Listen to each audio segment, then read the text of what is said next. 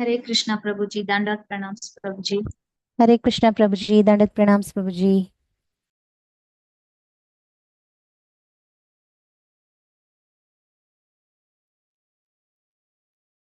So, please accept my humble obeisances at your lotus feet. Let us begin our discussion on Srila Prabhupada's Lilamrt.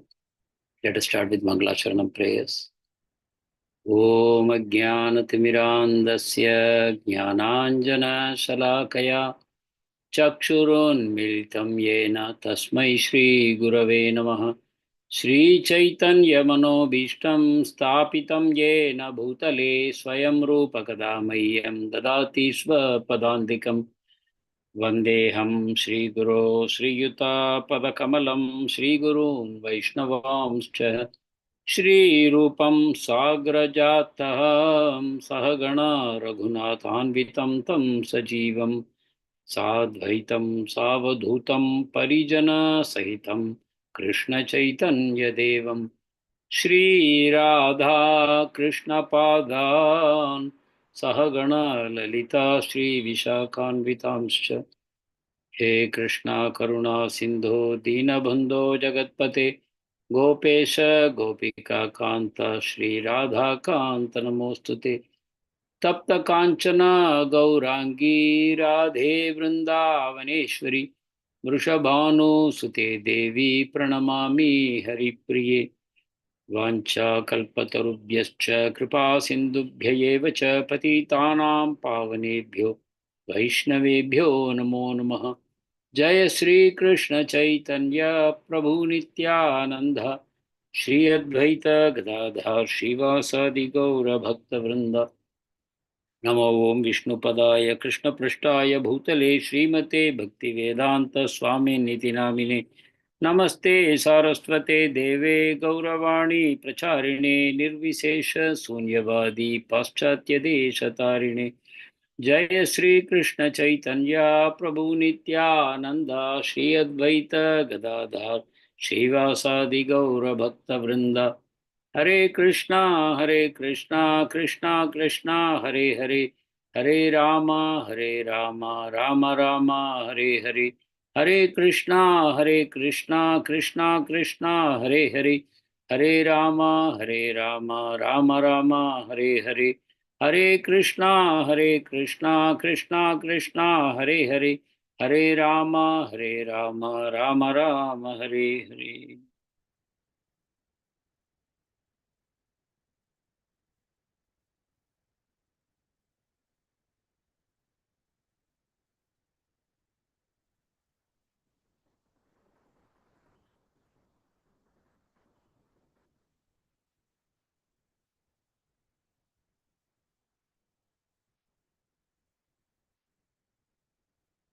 Hare Krishna. Dear devotees, once again I extend a warm welcome to all of you for today's discussion on Srila Prabhupada's Lilamrt. We are poised at a very interesting position. Actually, Prabhupada's whole Lilamrt is interesting only. There is never a dull moment in the whole of Srila Prabhupada's Lilamrita. But right now, there is a very important multiple projects taking shape simultaneously because now Prabhupada's, there is barely another 5-6 years left for Srila Prabhupada to disappear from this planet. It is already late 1971, early 72. So 77 November, Prabhupada will not be there anymore. So barely 6 years are left. So in this situation, many things are happening because exponential growth, we hear like that, exponential growth. So that way ISKCON is expanding now at this point of time. They call it as an inflection point. There is up to now, Prabhupada was struggling up to the 70 years of age. And then gradually there is a pickup. Compared to the 70 years of life, from 70 to 75, there is definitely a much faster growth. But then taking up from 75, there is literally till Prabhupada's 81 years of age, explosive growth is happening. So we are witness to that through the pages of Srila Prabhupada's Lilamrt. And thanks to Satsvarupa Das Goswami Maharaj, who is very, he is bringing the whole scene in front of our eyes. The whole book reads more like a movie. You don't feel like you are reading a book, actually. You are actually seeing it. So that is the blessing. I think it's all by the blessings of Mahaprabhu that such literature is available to us.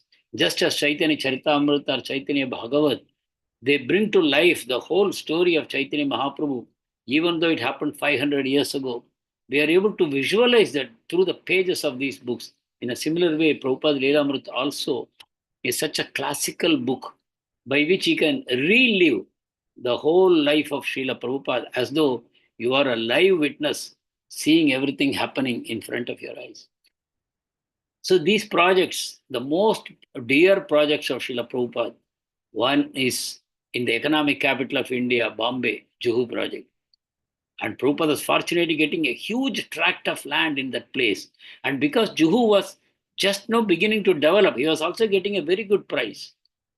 And it is also possible that Mr. N, he's so sure that this property I will never give to ISKCON people. So he gave such a price that will become very attractive to Srila Prabhupada, because he realized when Prabhupada spoke to him that he's not having much money. He has started a movement, he is just expanding, he's not having so much money. So he thought, strike while the iron is hot, let me make a deal with him and then I will cheat him. I have already cheated other people before. I have a lot of influence in the government circles and all that. So using some simple device, I will cheat them. I will say that you have not honored your part of the deal, so I am withdrawing. So that is one project that came into Prabhupada's hands by the mercy of Krishna. Actually, see, these are the things in our life. Sometimes, we are not able to explain why something bad is happening in our life. But as a devotee, we should always know that something good actually is happening. What appears to be a bad thing happening in our life at any point of time, we should realize Krishna is orchestrating something very good for me, which will become known to me only in the future. Because every devotee's life is taken over by Krishna. He is no longer subject to karma. What is the difference between karma and Krishna taking over the life of a devotee? Would anyone like to explain this?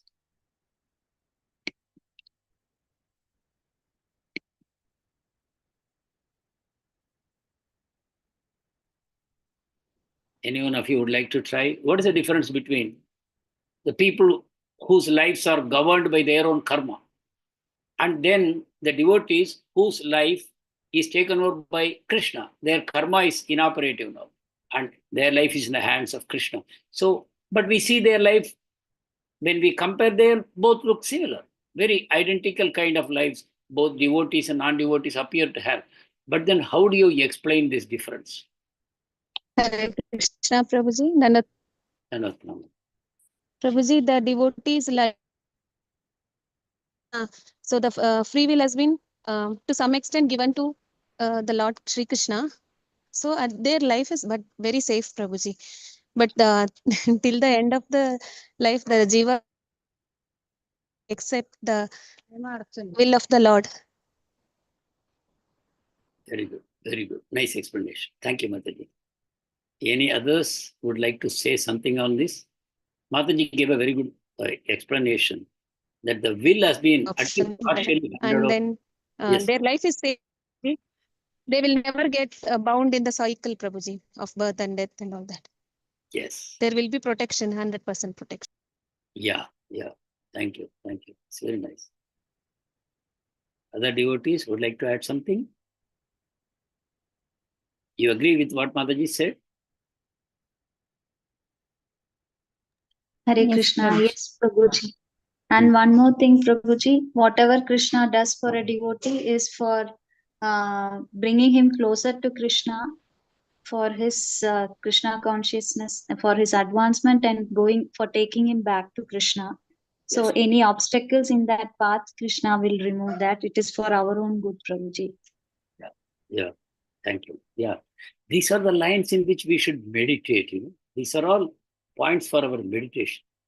Other devotees, you can add something. You can agree with what has been told and you can speak your views. If you have some doubts, you can express. Please.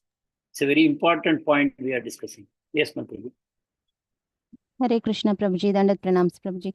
Prabhuji, whenever something bad happens, we should first be happy that we are getting purified, Prabhuji. And then we don't do anything for ourselves, Prabhuji. We actually do everything for Krishna. Then automatically whatever comes in our way, we know it is orchestrated by Krishna only. So we accept whatever comes as Krishna's mercy only, Prabhuji. So that way we are not fruitive. We are not fruitive workers, Prabhuji. So we know everything comes from Krishna as Krishna Prasad in our life. So we accept it and we know his plans are always the best for us. Hare Krishna, Prabhuji. Hare Krishna. So see, someone is a thief. Okay, one boy turns out to be a thief, and this boy is caught by his mother, and the mother literally beats his life out of him, just beats him with a stick and drags him home.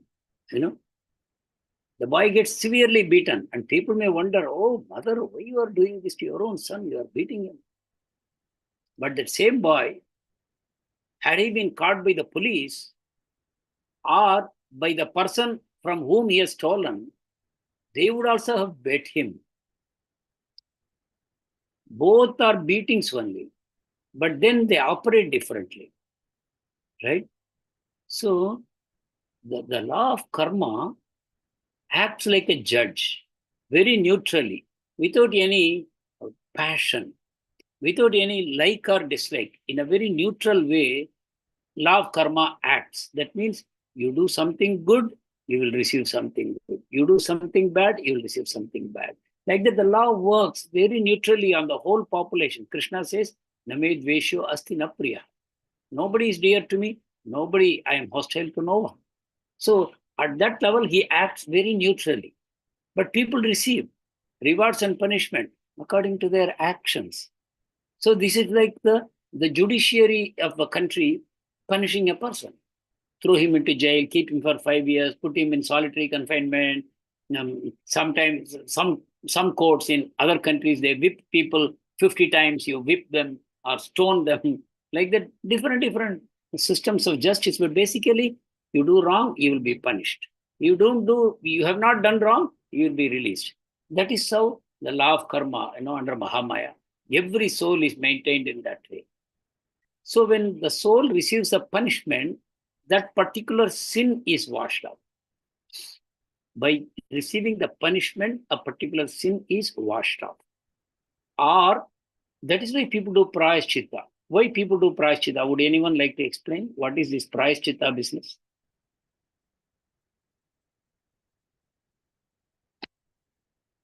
In this context, how can we understand prayaschitta? Prabhuji, the results that were going to come because of the sin is washed away, but the propensity may not be washed away. Like Parikshit Maharaj was saying in the first canto, and he was giving example of elephant and mud. Yeah. Time to time, your voice is breaking, but I got the point. Exactly what you said is true. So the prayaschitta will wash off a particular reaction that is going to come. You have done some action, the reaction has to come.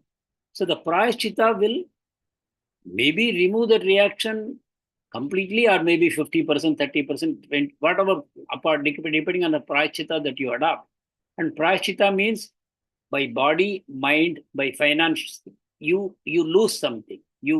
Supposing you observe a fast, your body is suffering, right? Or if you give some charity, you are losing some money, right? Or you are doing some puja, some vrata like that. There you are spending money also, you are making some effort also. So depending on what you do, that will wash away a part of your reaction. The reaction will come in a more subdued way as compared to what should have originally come if you do the prayaschitta in a proper way. But even then, as Rohini Mataji said, only that particular reaction to that particular action which was coming, which was seen in your horoscope, that will be mitigated. But Why did you commit that sin? That is because of a propensity. You have an inclination to do wrong things. That is why that sin has come. You did something wrong means you had the propensity to do something wrong. That propensity is in you. That means you are going to do it again and again and again. Rather, having done it once, doing it second time will be easier. The more you repeat a particular act, the more it becomes a habit in you, entrenched. You are more likely to do it. Every time there is a stimulus, the same response you are going to give. Someone becomes angry with you, then you become doubly angry with that person. Somebody uses a harsh word with you, you beat that person. Like that. If you have developed a particular reactionary style, that will continue automatically. So, doing prashchitta, you become free from one particular reaction that is going to come, but you are not saved from repeating it again and again and suffering again and again. So actually, prashchitta is not a good thing. Like Parikshit Maharaj, he says, let the punishment come quickly. I want it to come quickly. And he says, let the worst punishment come. And just as he says, the worst punishment comes. And he takes it very happily. So this is the difference between Krishna giving the reactions of our karma. Krishna, actually, when we become devotees of Krishna, there is no more karma because he takes you out of Mahamaya's hands. And he personally orchestrates whatever happens in your life. So that is a difference between the punishment by the judiciary of the system or by the mother. So there's a nice song, Kulashekar Alvar sings that even though the surgeon, he gives in, Kulashekar Alvar writes. So that means surgery was there in those days. Kulashekar Alvar wrote more than 1,000 years ago. And there he writes, even though the surgeon may cut open the body or he may burn the body, some treatments, even though we have laser treatment, right? It's burning only, no? Radiation therapy. What is radiation therapy? It is burning. So Kulashekar Alvar mentions that. One is cutting, surgery. Second is burning, which is radiation. And administering some poison into the system. What is that? That is your chemotherapy. So basically all these things are there in the original medical system. So he writes, even if the surgeon may cut open or he may burn or administer some poisons, the patient who has complete faith in the doctor will be more grateful to him. He will not become angry with him or spiteful to him. Rather, he will become more and more grateful to the doctor for taking all these efforts to cure him. Because the patient knows he is sick. He is chronically, acutely sick. And the doctor has come to cure him.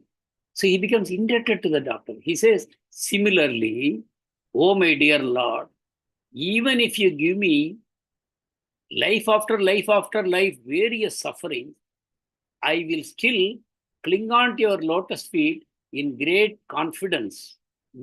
He says in Tamil, வாளால் அறுத்து சுடினும் மருத்துவன் பால் மாளாத காதல் நோயாளன் போல் எனக்கு மீளா துயர்தரினும் வித்தவ கோட்டம்மா உனக்கு ஆளா உனதடியே பார்ப்பன் அடியேன். He says, even if you give me unlimited sufferings, I will be always looking to your protection. You are beating me, but I will still look for your protection. Like mother is beating the child, the child will hug mother's legs and cry. The child will not run away from mother, even if mother hits, because the child knows my only refuge is my mother and she is my best well-wisher.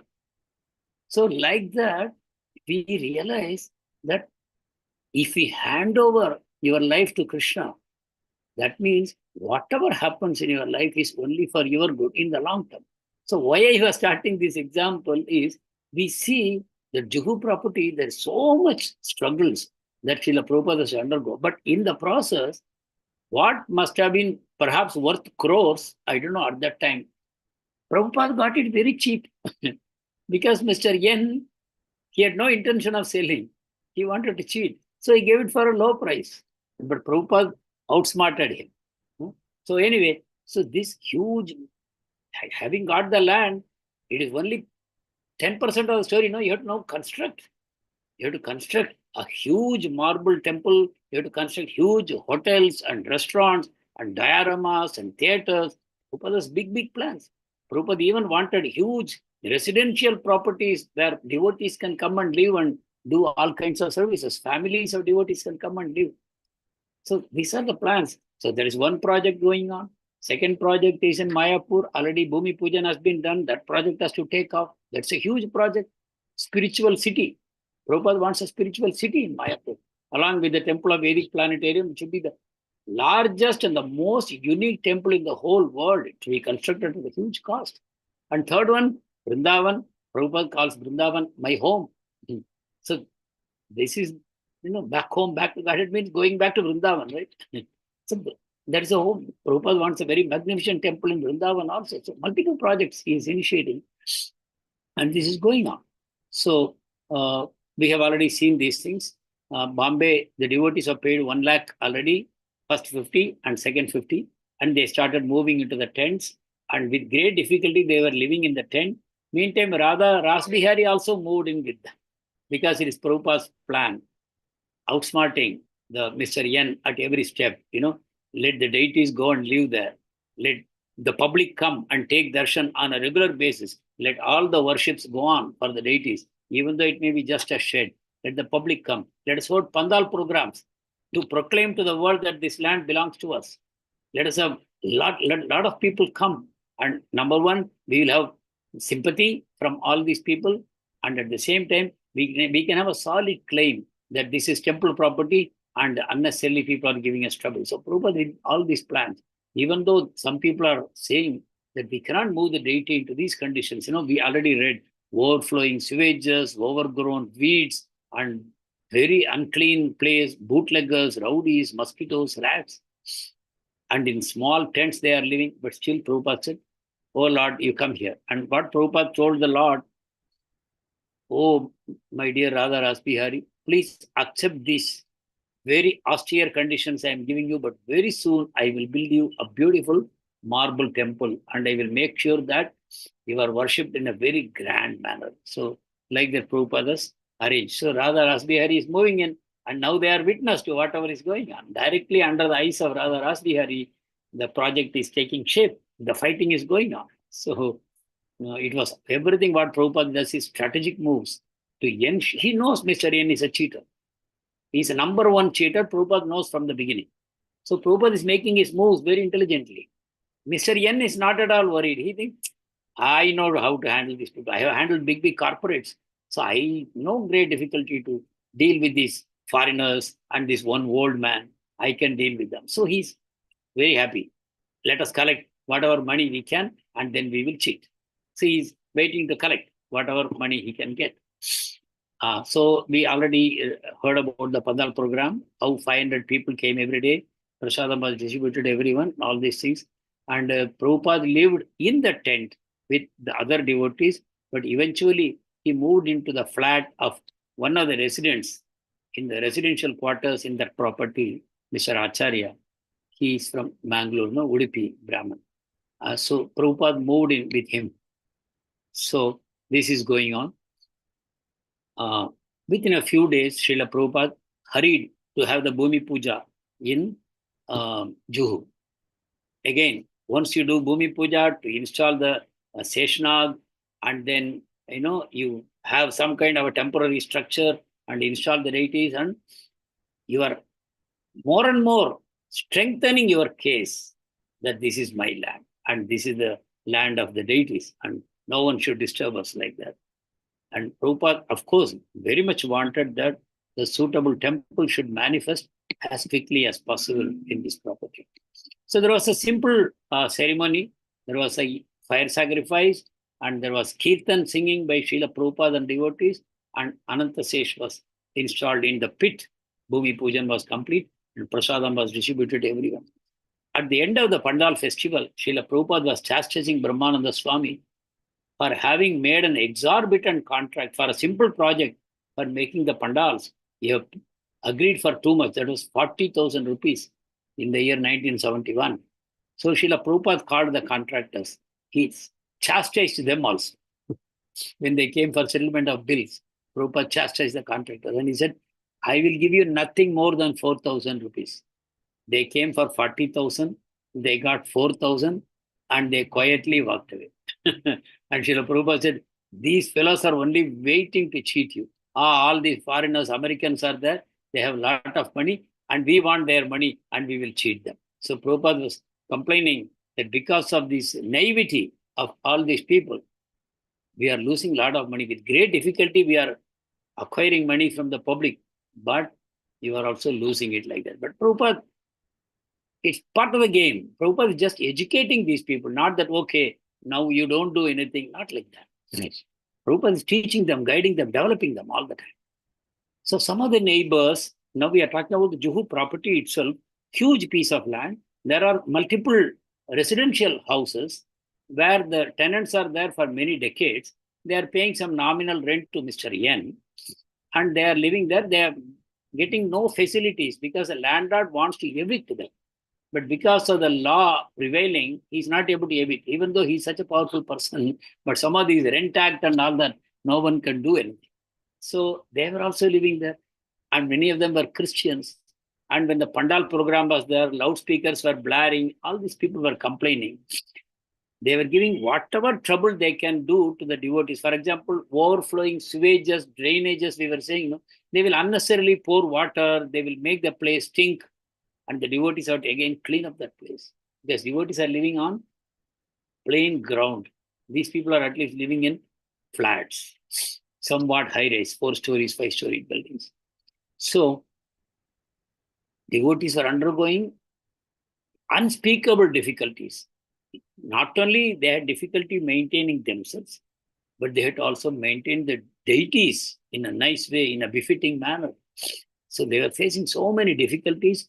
On top of that, the local residents were also giving difficulties, except a few who were favorable to the devotees. They saw that these disciples of Srila Prabhupada are very sincere. And they also knew Srila Prabhupada is a very powerful, pure devotee. So while Prabhupada was there, they would rather keep quiet. But when Prabhupada leaves, Prabhupada knew that they will give many, many problems to the devotees. But anyway, Prabhupada, now he was ready to leave. Prabhupada was going on a world tour for 6 months. And he said, before I come, you have the agreement signed by paying another 1 lakh. You have to get the agreement signed. Do it quickly. And Prabhupada said, I am going on a world tour. He will return after 6 months. Meantime, His Holiness Madhudvisha Swami, he also joined Srila Prabhupada to go to Australia. His Holiness Brahmananda Swami, he took Srila Prabhupada's permission to go back to Nairobi because there also the preaching, the entire African preaching was depending on Brahmananda Swami Maharaj. So he also left. Prabhupada gave him permission. Now he needed somebody to take care of Juhu property. Such a big project. He needs someone. And to deal with someone like Mr. N, and you have to raise a lot of money, not only to settle Mr. N, but for construction of the temple. So Srila Prabhupada chose one young brahmachari, totally inexperienced, very naive. He is coming from America. He is a son of a Supreme Court judge, coming from a very, very wealthy family, but adopting a very, very austere, simple life happily under the guidance of Srila Prabhupada. Extremely simple person. As I have shown you one book some time back, I will build you a temple, where he writes about how this temple came up. Because now he is entering into the Prabhupada Lilamrt. How Giriraj Swami was chosen, at that time Brahmachari, was chosen by Srila Prabhupada. So Giriraj Maharaj says, now he is recollecting. Srila Prabhupada said, you will do Giriraja? So I said, yes, Srila Prabhupada, whatever you say. This is how a devotee's mood should be. There is lesson in every line we read in Prabhupada Lilamrt. Practical demonstration, how a devotee should be.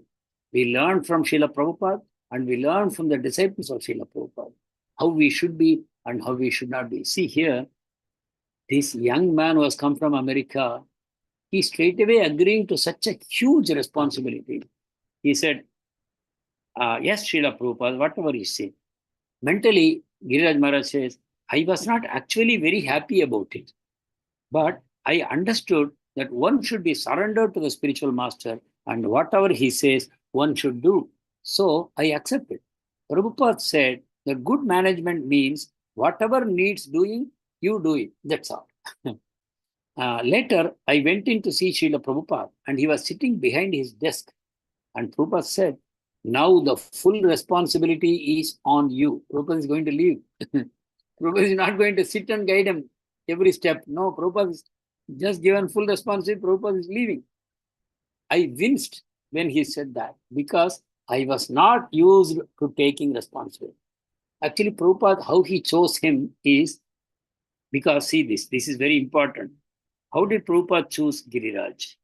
Prabhupada reasoned that since the essence of management was to collect donations and make life members, and since Giriraja was expert at that, then even though he was young and otherwise inexperienced, he had the most important qualifications. Prabhupada had already found Giriraja to be simple and submissively dedicated to helping him develop the Hare Krishna. So simple, submissive. Simple means what? Can anyone explain what is a simplicity? Humility, Prabhuji. Yeah. Being humble. Yeah, that is good. But can you go deeper? Being straightforward, Prabhuji, we should be natural, not be artificially behave. Yeah. Prabhupada explains simplicity like this. Thank you, Mataji. Yeah, it's very, very nice. Simplicity means straightforward, no duplicity. Prabhupada would say in one place, simplicity means no duplicity, straightforward, honest. People should be able to deal with you at face value. They should not be guessing, oh, he's saying something, but what is he thinking inside? People, there should not be any guessing game. So Prabhupada found that he was actually very straightforward and very honest, no duplicity. So that is a qualification of a devotee, actually. Right? And submissive, to take instructions from the Guru Maharaj, not doubting every time, can I do it? Is it possible? No. When Guru gives instructions, empowerment goes with it to that disciple who accepts the order. Empowerment goes with it. So these are the things. Okay. So at the same time, when Prabhupada is in Bombay, one young architect from Holland, he also joined. His name is Hans Keelman from Holland. He is an architect by qualification. And he came to know something about Krishna consciousness. And he met Srila Prabhupada. And Prabhupada made him a devotee straight away. Shave and head, everything. So Prabhupada told him, you help me build the Hare Krishna temple in Bombay. He's a newly qualified architect. Prabhupada handed over this job to him. Krishna sent him. So under Prabhupada's direction, Hans Prabhu at once began to make architectural drawings for the building. He was initiated by Srila Prabhupada as Surabhi Prabhu. Surabhi. Hans became Surabhi. So here Hans Prabhu is recollecting. Hans Prabhu says, Prabhupada told him, now listen carefully. Lord Krishna has sent you here. How nice, no? Prabhupada is telling Hans Prabhu. Lord Krishna sent you here. You must design these temples for him. You must do these very sincerely and not be afraid. See, two instructions are there. Do these things sincerely without fear, because you are doing work on a very major project, but you are fearful you won't be able to do. So do it for Krishna. Do it without fear, with sincerity. And Prabhupada gave him some photographs and all, and then Prabhupada gave him a room to sit. One side was Shyam Sundar Prabhu, who is typing Prabhupada's letters, Prabhupada's secretary, very senior person. On the other side, Pradyumna Prabhu, Prabhupada's assistant and Sanskrit editor. And in the middle, one table was put for Hans Prabhu, the new devotee, to make his drawings. So like that, Prabhupada set up everything, and now Prabhupada is slowly preparing to leave. And Prabhupada told Giriraj and other devotees in the temple, you must raise 64 lakhs for construction of the temple. 1971, remember always. More than 55 years ago. 64 lakhs must have been really big money. And how these foreigners are expected to raise? But Prabhupada said, you must raise that for construction. And the devotees did not know. And Prabhupada gave some suggestions also. He said, bent Nama system. That means you will become a donor and one room will be named after you or one block will be named after you. Like that, you know? Donor room, like that. So Prabhupada said, like that he can collect some bulk funds. And similar other suggestions also Prabhupada gave. But number one, first priority is to get the land registered. Prabhupada told be careful about Mr. N. He is always trying to cheat us. Deal with him very carefully and pay the 1 lakh quickly and get the deed done. Prabhupada told like that. And one day before Prabhupada left, he gave a class on the 6 Goswamis of Vrindavan. Basically, Prabhupada was telling the 6 Goswamis lived in Vrindavan in a bitter-sweet consciousness. Bitter-sweet consciousness. What is that? They were always hankering to be with Krishna. They were not saying, we are with Krishna, we are with Radharani, we are always enjoying the association of the Lord. No. They were always crying. They were always crying for Radha and Krishna. Like you read in the Shad Goswami Ashtakam, the last stanza, He Radhe, they are crying. He Radhe, Braja Devi Ke Chalalite, He Nanda Suno Kuta, Shri Govardhana Kalpa Pata Patale, Kalindi Vanye Kuta, Oshanta Vidi Sabada Vrajapure, Hedair Mahavihvalo, Vande Rupa Sanatano Ragayugo, Sri Jiva Gopalako. They are constantly saying, where are you, Radha? Where are you, Krishna? Where are you, Lalita, Vishaka? Are you there in the Kalpavriksha trees, under the Kalpavriksha trees of Govardhan? Or are you in the forest on the banks of Vrindavan? Where are you? Like that, they are always shouting, crying like madmen all over Vrindavan. So Prabhupada is saying that. Why Prabhupada is saying? Prabhupada is saying, this is not suffering, this is ecstasy. So Prabhupada is telling them, you are suffering in this place for Krishna, and I am leaving. You will feel separation from Krishna as well as your spiritual master, and that is actually good for your spiritual progress. Indirectly, Prabhupada is hinting that you should all keep that mood and go on serving.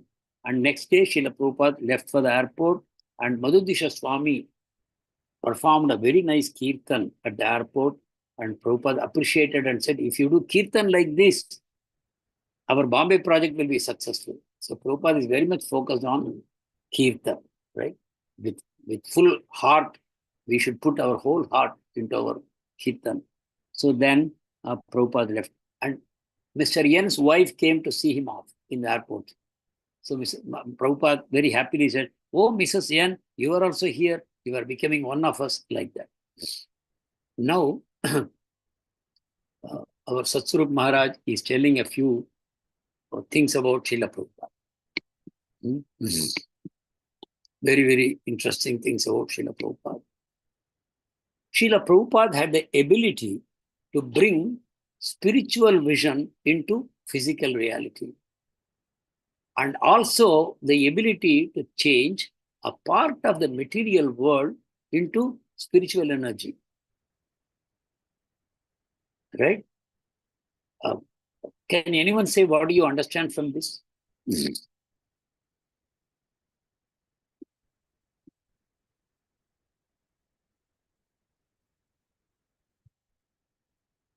Hare Krishna, Prabhuji. Using material things for the Lord, Prabhuji. All material we are using for the Lord, just material is being converted to spiritual, Prabhuji. Yeah, exactly. You see, there is one Bhagavad Gita shloka, very interesting shloka in 2nd chapter. Ya nisha sarva bhutanam tasyam jagrati samyamini. Yasyam, you remember that shloka? Ya nisha sarva bhutanam. What is night for all living entities? That is the waking time for the yogi. And what is waking time for the souls of this material world? That is actually a dream state for the devotee. So what Krishna says there is, we consider illusion as reality. Right? So what is reality for us is illusion for the yogi. And what is reality for the yogi, we think it is illusion. So they are, they can never be together. This is a material vision we all have. Between spirituality and material existence, we don't know how they can coexist. We say either you have to be a devotee or you have to be a materialist. There is no via media, right? A pure devotee means nothing to do with material things. We become completely detached from material energy, right? Or a completely materialistic person, he can never become a devotee. He will try to use God for his own requirements. He will try to drag God down to material existence. He will not elevate himself to a spiritual consciousness. So here, Satsuru Maharaj is saying, Prabhupada had the extraordinary ability to bring a spiritual vision into physical reality, to change a part of the material world into spiritual energy, so that even a common man could perceive the spiritual reality. What he is talking about is Yukta Vairagya, right? So a devotee sees everything around him as the energy of Krishna. So energy of Krishna means it's spiritual. See, from Krishna's point of view, there is only one energy, Prabhupada will say again and again. From our material point of view, we talk about material energy and spiritual energy as two different energies. But this is based on the function.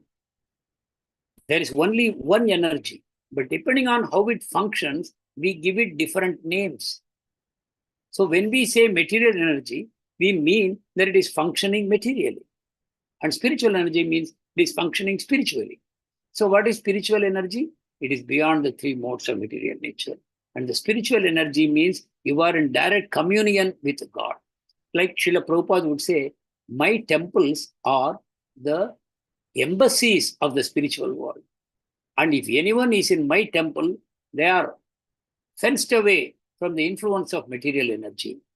So Prabhupada is actually creating spiritual world. He's implanting part of the spiritual world into the material world. Every temple, every preaching center that is established here, it is actually spiritual world. A part of spiritual world is coming into the material world. So Prabhupada, if he has a spiritual vision, he wants a temple in Bombay. It's a spiritual vision. But he's translating into physical reality. The temple is actually manifesting.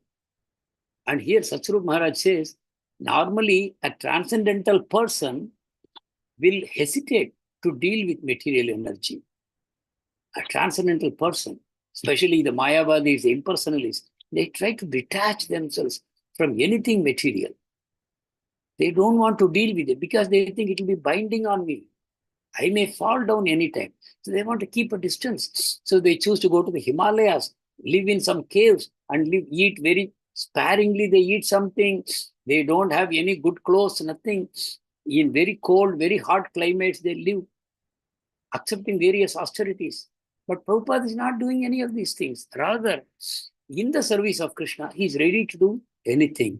That is a Yukta Vairagya principle that Srila Prabhupada is manifesting. And very nicely, Satsvarup Maharaj says, what other transcendentalists will never dare to do, Srila Prabhupada was constantly doing. Prabhupada was collecting Lakshmi, even though he's a sannyasi. Sannyasis never handle money, but Prabhupada was handling money. And sannyasis never look at women, but Prabhupada was accepting so many brahmacharinis into his movement. And they will never go for a marriage ceremony. No sannyasi will attend a marriage ceremony. But Prabhupada was performing marriages. Like that, Prabhupada is able to convert matter into spirit and spirit into matter as he desires. Spirit into matter means a marble temple is made of matter. But that is actually the spiritual vision of Srila Prabhupada, transformed into an existing real temple in the material world. So this is Yukta Vairagya. Yukta Vairagya principle says everything is the energy of Krishna, including our own body, our own mind and intelligence, everything, and our wealth, whatever name and fame and skills, whatever we have, it's all Krishna's property, and they should all be used in Krishna's service. There is no hesitation. You don't see anything as material. You see everything as Krishna's energy, and in that process, you spiritualize everything. And Satsvarup Maharaj writes, Srila Prabhupada was like a touchstone, just like Narada Muni. He was recruiting men from the Maya's camp in the various Western countries. There's a Maya camp, places like New York, San Francisco, Los Angeles. He was recruiting them and engaging them to transform the material world into spiritual world. He has brought all those people he recruited in America to India. And through them, he's building temples in Mayapur, in Vrindavan, in Bombay.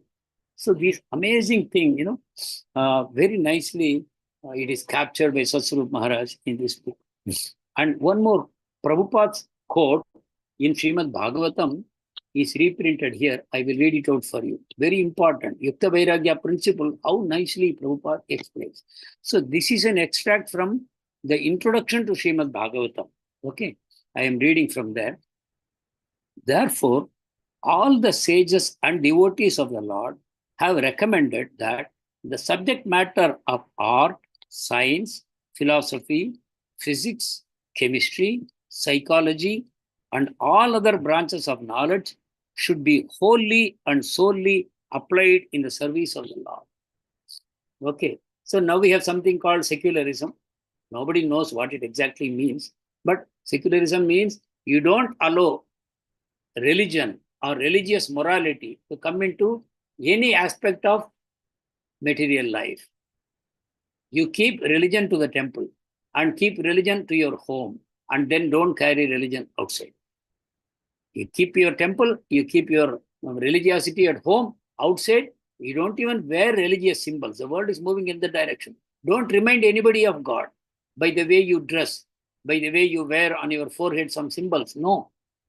Don't show any religion. Everybody should look alike. Don't remind people of religion. So much fear of religion. Why it has come? Because of Islam and Christianity. We all know how much damage they have done by so many violent wars. The Second World War itself, Hitler started it by using the name of religion, by killing the Jews unnecessarily. So the Western world has great fear of religion.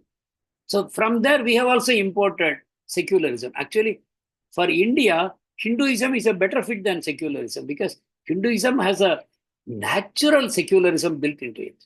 Because we see everyone as souls and we see everybody as equal to us. We don't make distinctions based on the body. You are a Brahmana, you are a Kshatriya, or you are a Muslim, you are a Hindu. No, we know everybody is a soul. So if you teach religion properly, if you teach Hinduism properly to the population, there is no need for secularism. Actually, Hinduism is a much better substitute for secularism. Because everybody knows I am experiencing my own karma and we know how to deal with others. We will deal with everyone in a way that will be approved by God and approved by the scriptures. There is a need for secularism to be artificially imposed. But unfortunately, because religious instruction is absent in the Hindu society today, that is why people don't even understand how the purpose of secularism will be better served if you make people good Hindus. Good Hindus. That is actually the protection for the whole world. If the whole world can learn, you don't have to make them Hindus. It's only a name, it's only a label. But you have to teach them the philosophy. What is in Bhagavad Gita? If we can teach the whole world, then there is no need for secularism. We can live a godly life. Unfortunately, today secularism means atheism, denial of God. Man believes that without God, I will be better off, right? That is secularism. Oh, without God, we'll be better off. But here, Prabhupada is writing, just listen, in Bhagavatam, art, science, philosophy, physics, chemistry, psychology, and all branches of knowledge. Prabhupada is not saying they are useless. Throw them away. We want only religion. Some religions are like that. Some religions are like that. They don't encourage arts. They don't encourage science, right? They don't encourage knowledge. They think dogma. You just follow what is there in our small religious text. You have to all follow. But Prabhupada is saying, no, all these branches of knowledge are welcome. More branches of knowledge also welcome. But they must be wholly and solely used in Krishna's service. This is Yukta Vairagya. This is how Yukta Vairagya should be understood. No one should shy away from material knowledge or the so-called material knowledge. But when the same knowledge is used in Krishna's service, it is no longer material knowledge, it's actually spiritual knowledge. So, Satsvarup Maharaj gives a portent. What he says, because Srila Prabhupada is converting significant portions of the material world into spiritual world, like Juhu project. These are major attack on Maya. Through the Juhu project, Prabhupada was launching a major attack on Maya. So within a few months of starting, there were many complications and headaches that no one could have anticipated. So many problems are happening to disturb his plans. More problems are going to come because the battle with Maya has just begun. So in our own life also, individually, collectively, we should all expect, if we really are serious about waging a war on Maya, we should expect these disturbances to come, and we should be happy to accept those disturbances. So here Satsuru Maharaj writes, many of these devotees in Juhu, they are all new and very young people, and they have come from a different environment altogether. So they found the work draining, very stressful, and they thought, Arey, what? We came to Krishna consciousness to enjoy spiritual bliss, but we are becoming only stressed out. They were becoming bewildered. In Prabhupada's presence, they were all happy. But in the absence of Prabhupada, they were tending to become confused. But Srila Prabhupada knew, Satsuru Maharaj writes, Prabhupada knew that once they taste the nectar of selfless dedication to Krishna, they would accept nothing less. Once these disciples who are struggling here in Bombay, once they enjoy this nectar of selfless dedication to Krishna, then they will not accept any sense gratification in this world. Right? So selfless dedication to Krishna is the higher taste. And once you taste it, lesser pleasures do no longer appeal to you. You will remember Yamunacharya's quotation that Prabhupada gives in Bhagavad Gita, that ever since I started serving Krishna, I am enjoying newer and newer tastes of Krishna's pastime in my heart. So if sometime, because of past habits, the subject matter of enjoying with a woman comes into my mind, I immediately, my lips curl in distaste and I spit out at the thought. It becomes distasteful. What was so tasty only till recently, once somebody becomes a servant of Krishna, they lose their taste. So, and here, Bhaktivinoda Thakur says, difficulties undertaken in the course of your devotional service, I will consider them the greatest happiness. So this is Bhaktivinoda Thakur's mood, and there is a mood of the whole parampara. And we should also try to imbibe that mood. So now Prabhupada has left Bombay. Prabhupada is now going first to Singapore. This is the first touchdown from Bombay to Singapore. And in Singapore, they did not allow Prabhupada to disembark.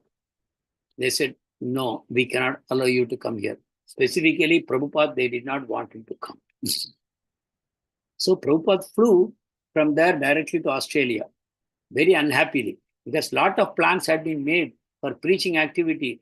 A lot of big shots had enrolled that to organize nice functions, but the immigration authorities stopped Srila Prabhupada. There is some story behind it. It is not mentioned here, but I heard somewhere that because of some strong preaching by new devotees, specifically denigrating demigod worship, so some people became very upset with them, and they stopped Srila Prabhupada and ISKCON to come into Singapore. Even today, they say Singapore, ISKCON is banned.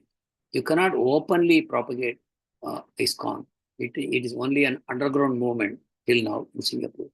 Anyway, that is the loss of Singapore. But I think there are still many devotees there in Singapore. I also heard one of my relatives there in Singapore. They said, yes, there is ISKCON there, but maybe not in a very open way. So Prabhupada proceeded to Sydney, 12-hour flight.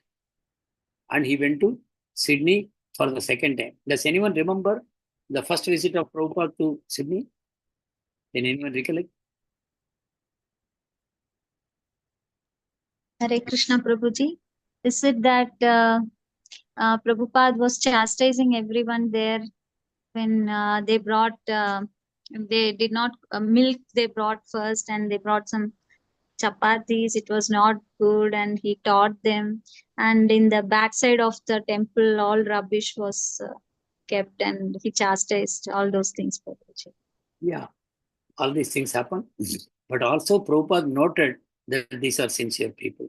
They are seeing Srila Prabhupada for the first time. Only one disciple of Prabhupada, Lilamrt, was preaching in that area.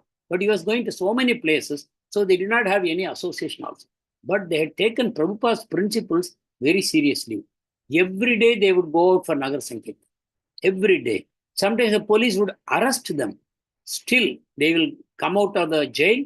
Again, they will go on the streets. The police became frustrated and stopped disturbing them. How many times they will arrest and how many times they will release. The devotees are so fired up. And they were distributing Prabhupada's books in the streets. So they were very sincere people, but completely untrained, raw. And Prabhupada had brought deities with him. Radha Gopinath deities to be installed. And Prabhupada went ahead and installed the deities. And he prayed to the deities. What did he pray to the deities? I'm leaving you to the I Malechas. am reading out, yes. Now I am leaving you in the hands of the Malechas.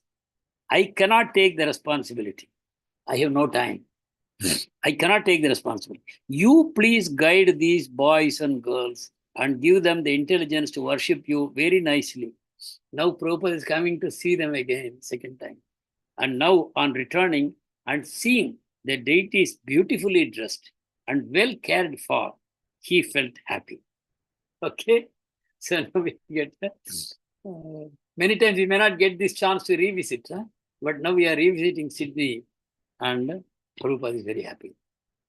And Prabhupada spent 5 busy days preaching in Sydney, and then Prabhupada went away to Melbourne. In Melbourne, there was a town hall meeting. With this, we will close today's session. I think time is up. So in Melbourne, there was a meeting in the town hall. Many hippies had come, and one person, one very interesting person, who called himself the wizard, the magician, the wizard. He used to be a professor at the university, but he resigned his post so that he could carry out his shenanigans. He was doing all kinds of nonsense in the hippie community. He was very intellectual.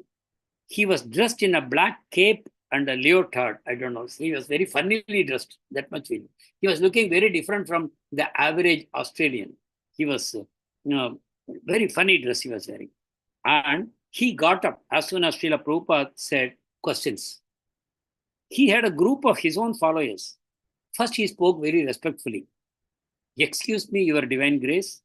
I have been listening to your lecture, but I have one thing I would like to say in this regard. I believe that I am God. I am the center of the universe. And I will prove sometime next year that I am the center of the universe. So all the followers were watching, all the attendees in the town hall meeting, they were watching what Srila Prabhupada is going to say, how he is going to deal with this man. He's a very intellectual professor and he has a following. So how Prabhupada deals? So Prabhupada said, that's all right. That's all right. Everybody is thinking like that. You are saying that. Prabhupada did not say, I'm using this. Everybody is thinking like that. You are also thinking like that. What makes you different? What makes you different? Prabhupada question. Because this man was making every effort to appear different. As a professor, intellectual, he is trying to appear different from others. Prabhupada noted this psychology. So Prabhupada straight away smashed that effort to be different from others. Prabhupada, everybody is thinking like that. What makes you different? Actually, the wizard's whole game was that he wanted to be different, his dress and everything. So Prabhupada exposed this. He exposed him as just another materialistic fool. Everybody started laughing and clapping. Just 2 words. Such a great intellectual professor, in 2 lines, Prabhupada smashed him completely. And he won over the entire audience. So like that. And then Prabhupada went to Auckland. There was a new temple opened. Deities were installed. See how wherever Prabhupada goes, deities are going. Temples are getting opened every time. Is it not amazing? The early part of Prabhupada's life was such a struggle. But now also Prabhupada is giving his whole energy. But see how temples are coming up. In all major cities. Sydney, Melbourne, now in New Zealand, right? Auckland. Another temple is coming up. Large marble deities. and there was only one girl to take care of them. So some people said, how you can install the deities? But Prabhupada insisted, I will install the deities. He installed them. And he also cautioned them, they must be taken care of properly. They must have many sets of clothes immediately. And they had to make a temporary wooden altar, and they had to put up curtains. But when they tried to do all these things, everything was going wrong, and everyone was confused and upset. And Prabhupada took charge. Prabhupada has done it many times before. And here also, Prabhupada took charge. He started commanding people, do this, put it here, put it there, like that Prabhupada was telling. And within a short time, everything became normal in that small temple. And one of the things Prabhupada did was, it was a small temple, and there was a huge Vyasasana. Prabhupada said, take it out. Take it out of the temple. No Vyasasana. And then that created space. And Prabhupada sat on a simple mat along with the audience, and he gave the class. So like that, Prabhupada set a role model that where required, you must be simple. He is accepting the glorification of a huge Vyasasana on behalf of Krishna, on behalf of Guru Parampara. But then one has to be practical also. Not that I want always a huge Vyasasana. So Prabhupada just became one of the people, just sat on the floor and he gave class. So like that, then Prabhupada went to Hong Kong, then Prabhupada went to Japan. He opened a temple in Hong Kong. He opened a temple in Tokyo, and he visited Kobe. Each of these places, something or the other interesting things were happening. In Tokyo, some 30 Japanese people came, young people. They all brought a flower to Prabhupada, and they offered prostrated obeisance to Prabhupada. And Prabhupada very much appreciated. They know how to respect a saintly person. That means this is the qualification to make spiritual progress. That you can appreciate a spiritual person in a proper way, give him respect. That makes spiritual advancement. Then Prabhupada went to Kobe, a long distance from Tokyo. And they had, Prabhupada's room was on the 3rd floor. And Prabhupada had to walk up, but Prabhupada never complained. Imagine. Prabhupada at this time is about 75 years old. Not in peak of health. Even though Prabhupada is doing amazing things, his health is not very good. But he, without complaint, he climbed up 3 stairs to go to his room. And there was a program arranged in Kobe. It was attended by 100 or so Indian people, Sindhis. It was a Sindhi-dominated area. They all had come. And there were 2 speakers, Prabhupada and another sannyasi. And that sannyasi is a Mayavadi sannyasi. Prabhupada spoke first. And Prabhupada said, I will speak first. So Prabhupada spoke. He spoke in English. And there were quite a few Indians. And Prabhupada explained very clearly and strongly that God is a person and that person is Krishna. So he very strongly preached personalism. Then the Mayavadi came to the stage. And then Prabhupada simply sat there. He started rolling his beads, chanting quietly with eyes closed. And this Mayavadi was speaking. For some time it went on. Suddenly Prabhupada looked at his disciples and he said, start Kirtan immediately. Lecture is going on. The Mayavadi's lecture is going on. Prabhupada said, start Kirtan immediately. And the devotees started, American disciples. Whatever Prabhupada said, they will do. And Prabhupada got up and walked away. Later on, when Prabhupada was in his room, the devotees asked, Prabhupada, what happened? Because this Mayavadi spoke in Hindi. Devotees did not know what he is talking. But simply they followed instructions of Guru Maharaj. Now they are back in the room and they are asking. And Prabhupada said, initially he was speaking all right, philosophy. But then he started talking about Panchopasana. Panchopasana means worshipping of 5 deities. Mayavadis or impersonalists, they are taught to worship 5 deities: Shiva, Durga, Ganesha, Sun God,